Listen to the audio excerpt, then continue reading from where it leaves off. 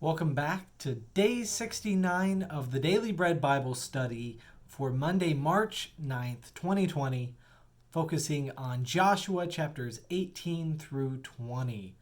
So we will look at a little bit more of the distribution of the 12 tribes of Israel, the land allocation that will happen with them, and then we will see the allocation of the cities of refuge, which we've talked about previously. So let's look at Joshua 18.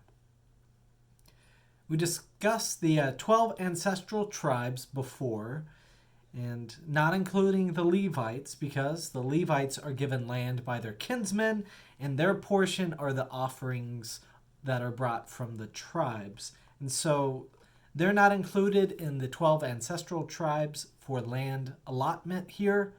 And we've already seen 5 of the tribes received their land. We saw the disbursement for Reuben and for Gad and a portion of Manasseh on the east region of the Jordan. And then we see Judah and Ephraim and Manasseh on the west side each have land allocated there. And so that leaves 7 ancestral tribes remaining to be allocated land. And these are gathered by Joshua at Shiloh. So Joshua then sends 21 surveyors, 3 from each of the remaining tribes, to figure out how to divide the land fairly. So the land at the northern end has been set, and the land at the southern end has been set, but they're in the middle of it. They are trying to figure out how these 7 tribes will share that area. They're in the land of Canaan, in the promised land.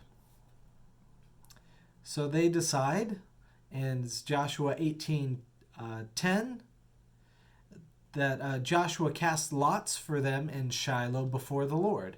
And there Joshua appointed the land to the Israelites, to each a portion. He starts off with the territory of Benjamin.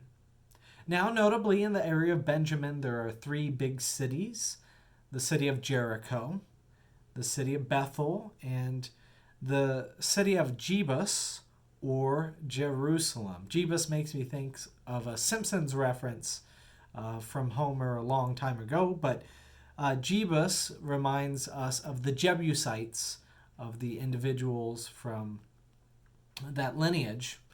That place of Jebus would later become known as Jerusalem. And so if you are able to look at a map of the 12 tribes and just Google 12 tribes image, and then you should be able to find the different territories of the 12 tribes of Israel. But you'll see it's a thin strip there, just with Jerusalem on its bottom area. And we see that Jerusalem was mentioned last time during the land allotment to Judah.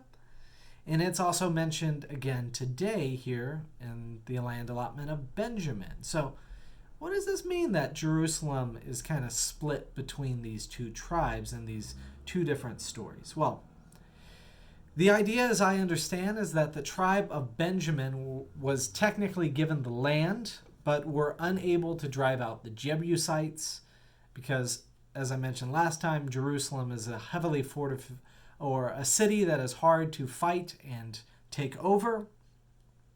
So thus, they were unable to rid the Jebusites of living in that land. And also, another factor as well, too, is that the tribe of Benjamin gets decimated in the Battle of Gibeah, which is from Judges chapter 20. And there in this Battle of Gibeah, it's a long and twisted story for another time. Specifically, we're going to spend day 78 talking about it, and probably a little of day 79 in the aftermath of this. But it is terrible actions by the tribe of Benjamin, and that lead to the Battle of Gibeah and the destruction of most of the tribe of Benjamin.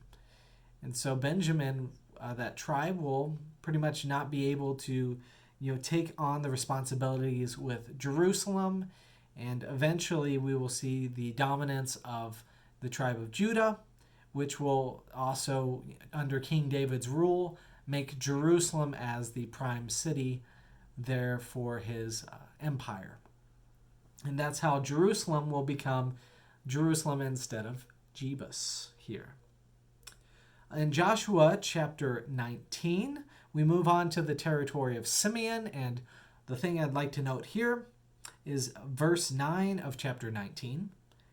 The inheritance of the tribe of Simeon formed part of a territory with Judah, because the portion of the tribe of Judah was too large for them. The tribe of Simeon obtained an inheritance within Judah's inheritance. The tribe of Simeon is basically a circle encapsulated by the tribe of Judah. And so their portion of this is, in fact, like along with Benjamin, will kind of be assumed and subsumed into the tribe of Judah. So we'll get to see a little bit more, but that's later on in history. But right now we see that they are a tribe within a tribe in some ways. They're in their land allocation. The rest of 19 goes over the territories of Zebulun, Issachar, Asher, Naphtali, and Dan. Naphtali is also the place where Galilee is at. So Jesus will be from the area and region of Naphtali, as it will be mentioned previously too, or later, I should say. And then we wind up with chapter 19 ending on Joshua's inheritance, namely, as it says in verse 50, Timnath-Serah in the hill country of Ephraim. So we get to see that Joshua's inheritance will be there, and he will rebuild the town and settle in it. Joshua chapter 20 goes into detail, something we've talked about already in this short chapter, only 9 verses long. We see the cities of refuge, which will be overseen by the Levites. We discussed that in Numbers 35 on day 51. And these cities of refuge are for people fleeing from deaths that they have caused at their own hand. Say somebody is swinging an axe, the head of the axe falls off and then unintentionally kills somebody, and so they would need a place to flee, and so they could flee to one of these 6 cities of refuge that would be under the jurisdiction of the Levites.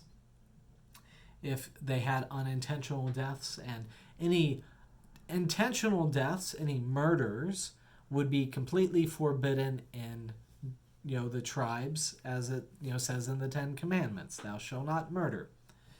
We see Joshua 29 summarizes these cities here again. These were the cities designated for all the Israelites and for the aliens residing among them, that anyone who killed a person without intent could flee there, so as not to die by the hand of the avenger of blood, until there was a trial before the congregation. So the avenger of blood is the closest of kin who would be designated as the person who could take vengeance upon the individual who killed somebody, especially if it is murder. And these individuals who acted unintentionally would go to the cities of refuge and be provided sanctuary and protected until the courts and the ruling system were able to make a decision on the status of the individual and the life, and if they would be permitted to stay in that city of refuge until the death of the high priest, or not the high priest, the death of the priest in that area. So a lot of what we talked about before, a lot of things that we could already expect with the allotment of the tribes. So not too much new here in this portion, but that has been our day for today, and we look forward to day 70 next time.